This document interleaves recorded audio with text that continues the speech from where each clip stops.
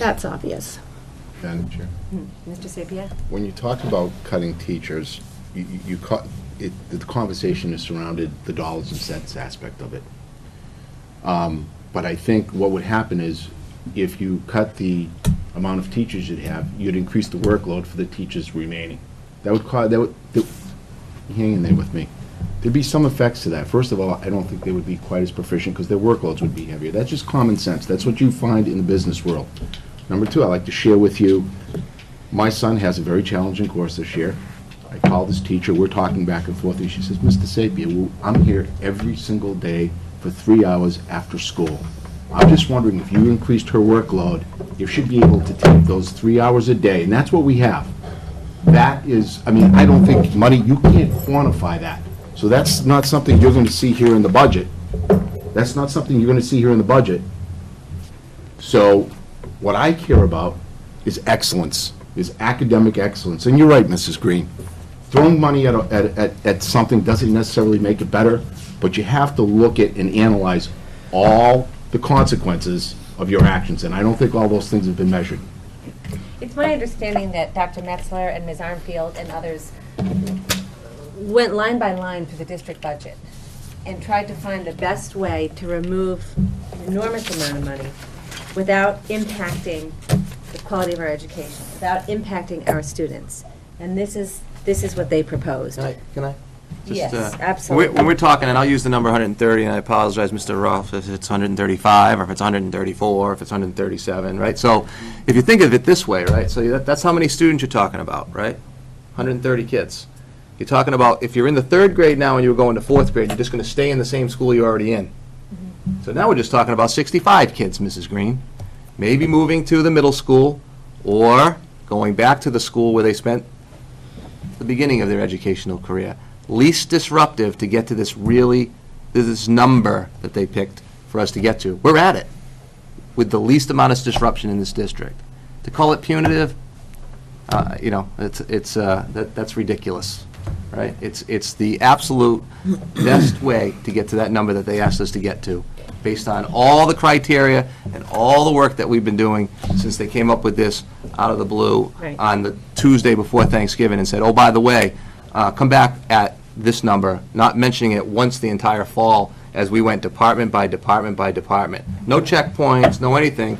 We cautioned them last year when they picked this arbitrary number out of the blue and said, we want a flat budget. Mr. Stolken just said, not so fast. There's lots of things we don't have control over.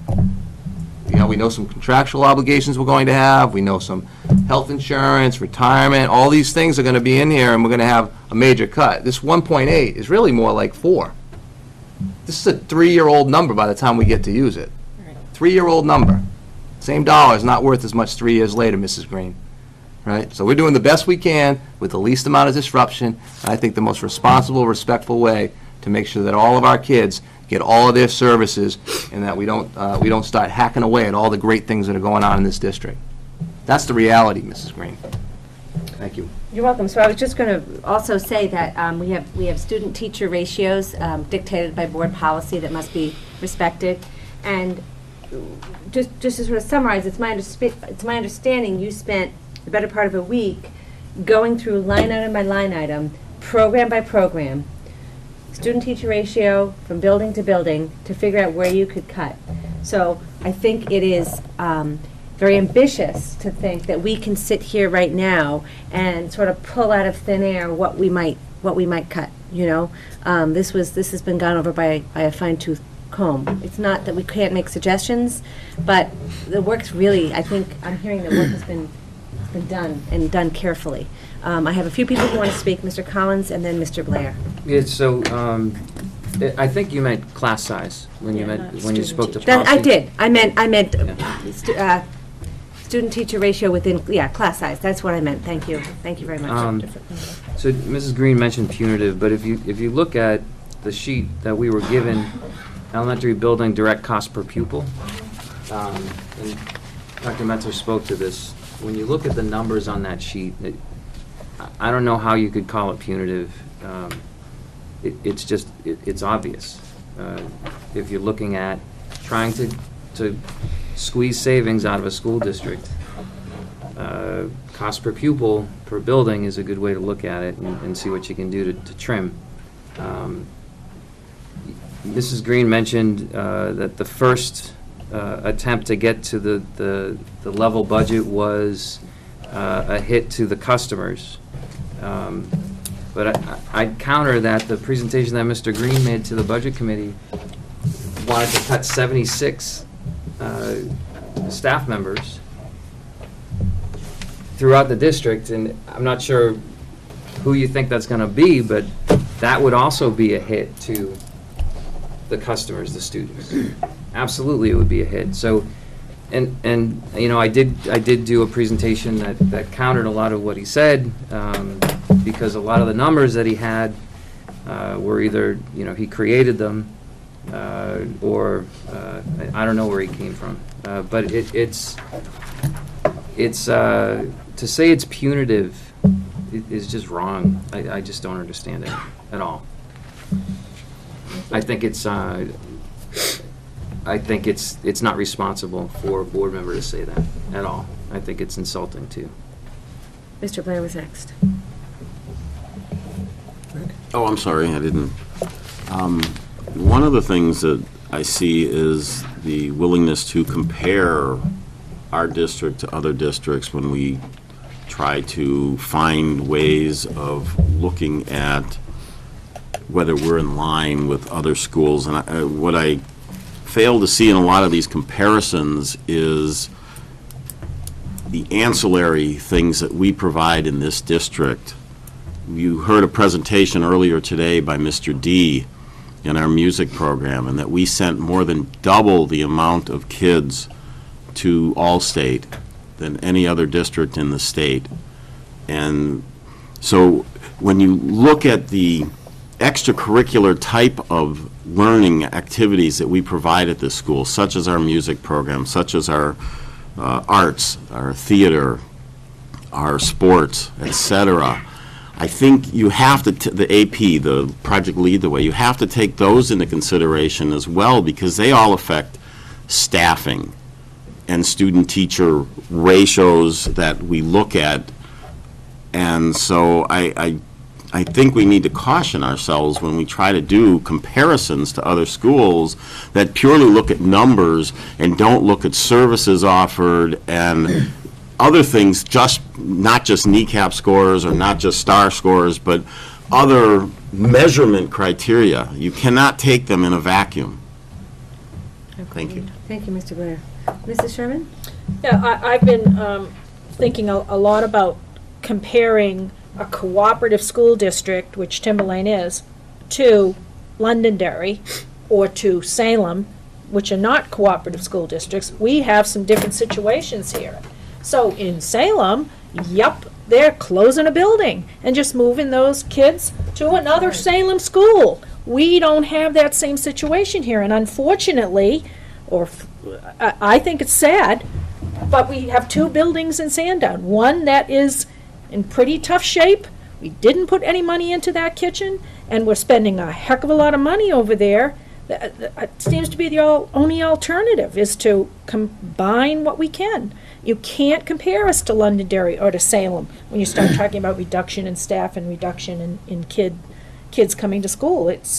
Compare us to another cooperative school district like Winnicott, which was not part of Mr. Green's analysis, which I was quite surprised about.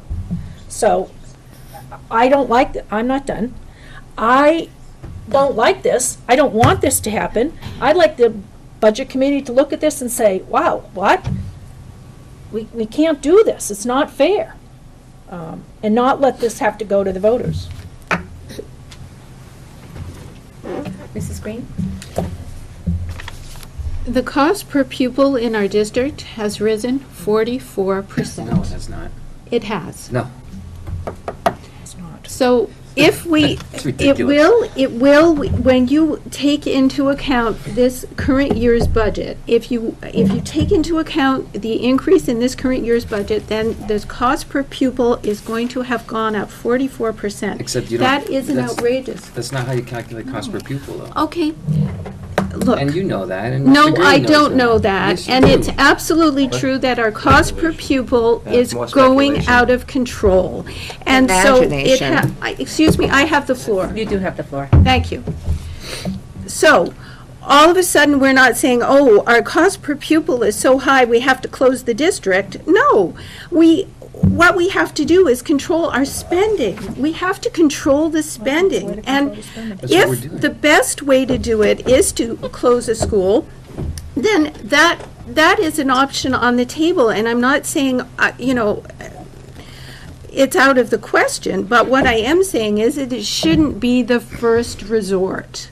And I do not feel that this was an honest try.